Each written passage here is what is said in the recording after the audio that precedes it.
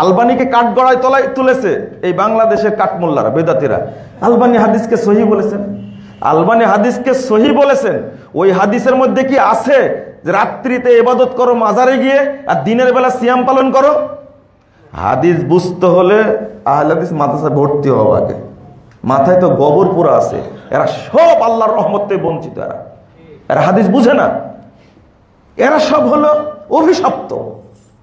যারা মাদ্রাসায় 15 বছর পড়ার পরে গবেষণা করার পরে বলে আল্লাহ সর্বত্র বিরাজমান,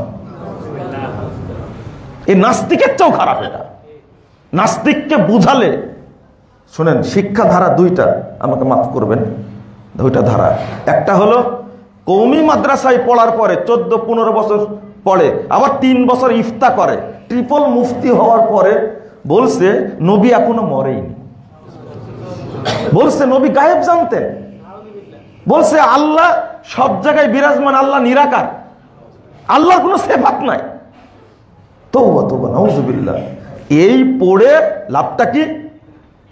বলছে যে আমি দেওবন্দ মাদ্রাসা থেকে পড়ে এসেছি।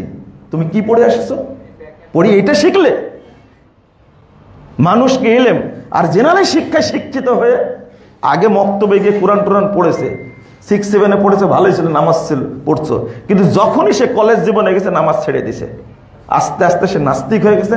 মাস্টার্স পাস করার পরে সে এখন পাক্কা নাস্তিক, যে আল্লাহ বলতে কিছু নেই। তো এই দুই ধারার মধ্যে পার্থক্য আছে।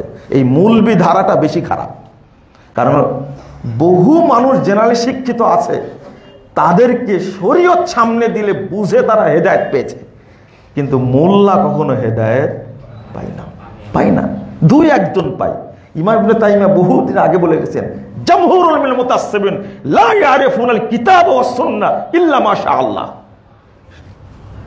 661 হিজরিতে জন্ম। তিনি বলছেন জামহুরুল মুতাআসসিবিন লা ইয়ারিফুনাল কিতাব ওয়াস সুন্নাহ ইল্লা মাশাআল্লাহ। মুতাআসসিব যারা, মাযহাবী যারা, তারা কোরআন সুন্নাহ বুঝে না। আমার কথা না, ইমাম ইবনে তাইমিয়া বলে গেছেন যে কোরআন সুন্নাহ তারা বুঝে না, ইল্লা মাশাআল্লাহ। আল্লাহ যাকে ইচ্ছা বুঝার তৌফিক দেন সে বুঝে। ওই 2-1 পড়ে যায়, আলহামদুলিল্লাহ, 2-1 বুঝেন। আমাদের বহু মাদানি বাংলাদেশে থাকতে যে এলেম শিখেছে, সৌদি বিশ্ববিদ্যালয়ে পড়ে, মদিনা বিশ্ববিদ্যালয়ে পড়ে, সে কি ওই এলেম নিয়ে এসেছে? না, চেঞ্জ হয় না। অনেকে বাংলাদেশে থাকতে এই অপবিত্র আকীদাই পোষণ করত, যে আল্লাহ বাথরুমে থাকে, মসজিদ থাকে, মন্দিরেও থাকে, গির্জাতে থাকে, নাউযুবিল্লাহ, এই আকীদাই নিয়ে গেছে।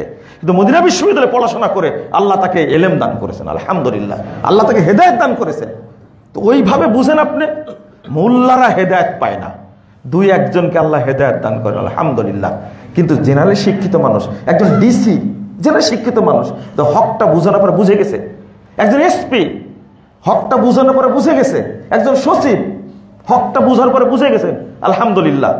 কিন্তু মোল্লা বুঝতে চায় না। এই 2টা ধারার পার্থক্য, এই ইসলামী ধারা আর জেনারেল শিক্ষিত ধারা। আপনারা রাগ করবেন না, কিন্তু বাস্তবতা এটা।